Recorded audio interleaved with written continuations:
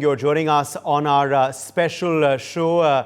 It's, of course, a very special program called Cricket Predicta on NewsX, powered by 1x Bat. Today is marking the 51st match of the T20 World Cup 2024, featuring a thrilling showdown between India and Australia at the Darren Sammy National Cricket Stadium.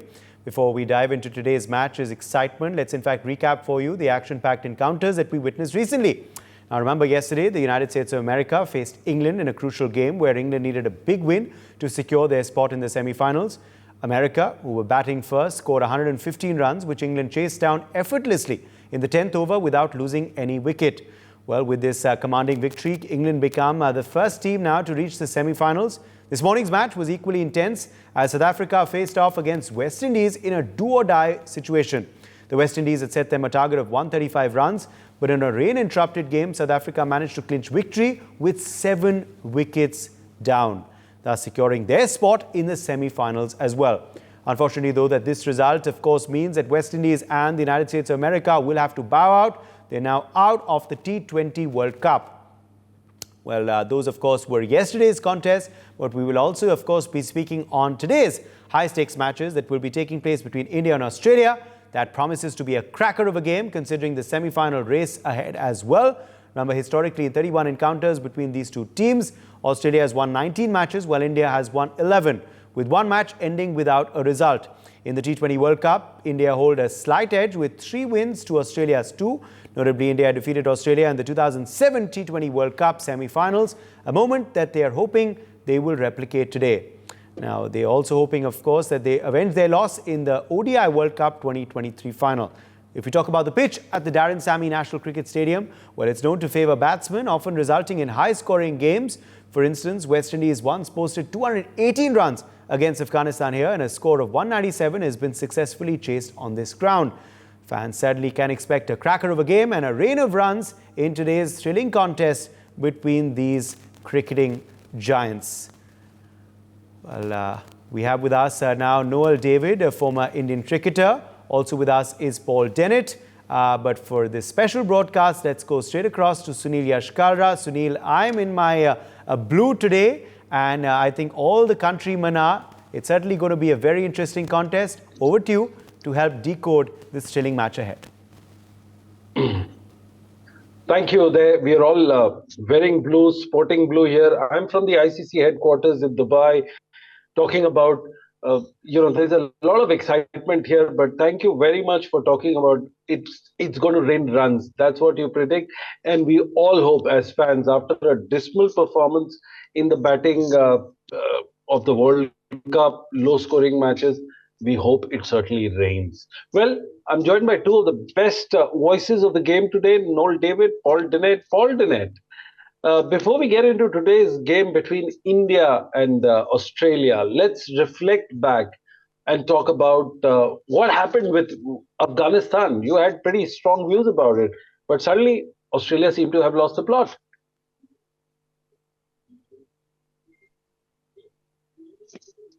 Hello.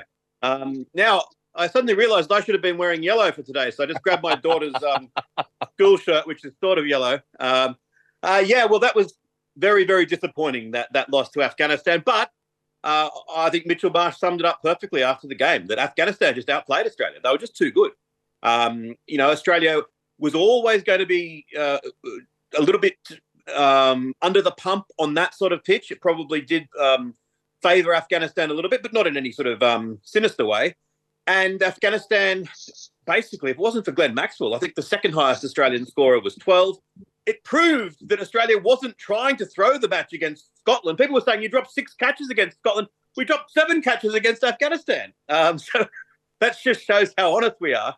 It was particularly disappointing, but a great day for Afghanistan cricket. And a lot of people, me included, had been predicting that maybe this was the tournament that they were going to really make a bit of a breakthrough. And then they had a couple of those disappointing results, and people were starting to say, oh, maybe not this time. But they have really surged into contention, and they're in the box seat. But Australia have to beat India, and that obviously is certainly no given. I think India go into the game as slight favourites, and then Afghanistan will get the final shot at them. If Australia do happen to beat India, Afghanistan are going to be able to know what their destiny is.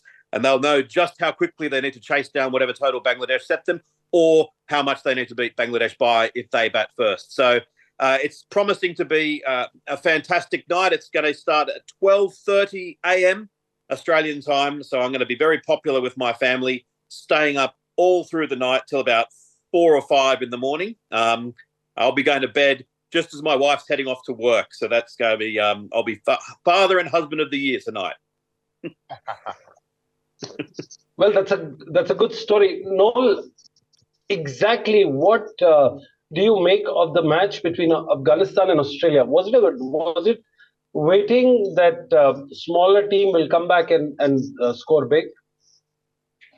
Well, I don't think, because as Paul did it rightly said, I think Australia were sitting back because they knew they're playing Afghanistan, and they knew how important is the first game for them, because it's always that the first game is why I say first game is important, because that gives you a start to the tournament. That now if you sit and watch how they're sitting on a verge whether they can qualify or not qualify for the semi-final.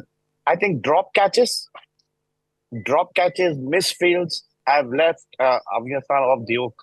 I think too many drop catches, too many misfields. Aston Agar was leaving, was not knowing whether ball is going to spin and move out from him.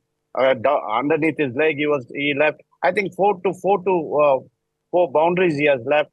I think bowling was good. It's not that the bowling was not good. The bowling was good. But when they batted, I thought for a second, will this man, Maxwell, take the game away again from them?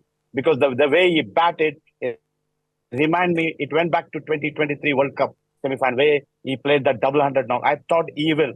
But as soon as his wicket fell, the Afghanistan pinned down Australia, because they knew that the key players got out. There's no one else behind him. And they really played well. I think hats off to them. I know they came a long way. As everyone said, this team is unpredictable. They are proving they are unpredictable. But we all expected Australia to beat them.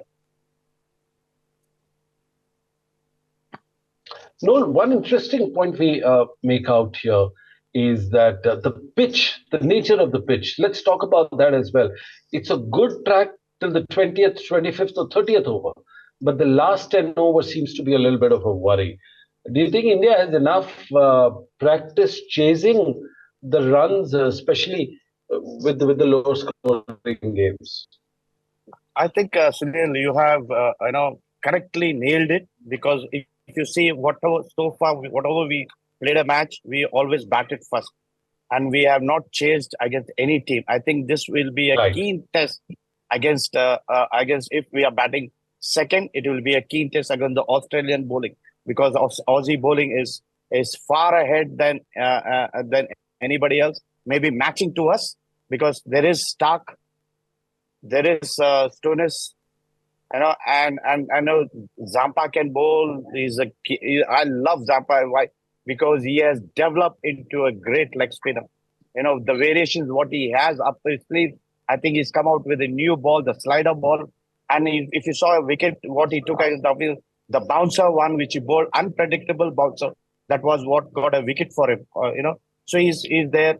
I think they have a very good side. So chasing second, I think there should be no doubt, but we have not been used to that wicket chasing. So I think that will be a doubt on their mind. And I think that will create some problem when we bat second. Well, Paul Janet, interesting times ahead. We are not talking just yet about it, but your tweet that made quite a significant roar in the last 6 hours. Just tell us, how will India be able to be viewed on a prime time? Just take us through that, Paul Janet.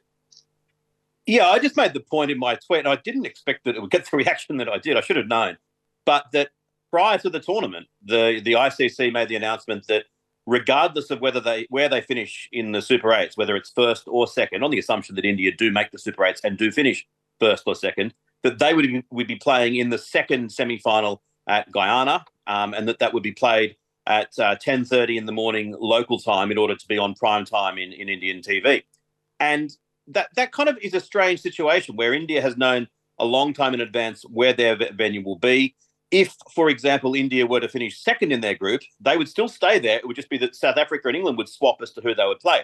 And I just made the point that this is a little bit weird, is my wording. Now, a lot of people have come out and said, as though I'm having a go at India. I'm certainly not. I understand. You'd be mad not to capitalise on the 1.4 billion Indian people who are potential television viewers. You might as well have it at prime time for them. What I just don't understand is why didn't they do the same with the semi-final on the day before? Put it into Indian prime time as well, which is also going to get big viewership. And that way there would be no need to preset which team plays in which venue. And so there's just been a couple of slightly strange things that the International Cricket Council has done. I certainly don't think there's anything nasty about it.